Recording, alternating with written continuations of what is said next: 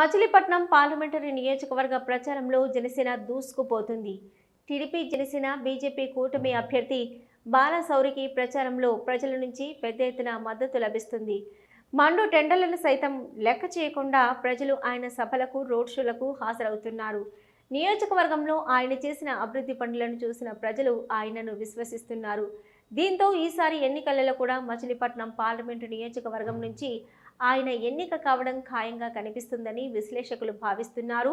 ఈసారి TDP, Janasena, BJP కూటమి అధికారంలోకి వస్తేనే తమ జీవితాలు, తమ నియోజకవర్గం బాగుపడతాయన్న అభిప్రాయం ప్రజలలో వ్యక్తమవుతుంది.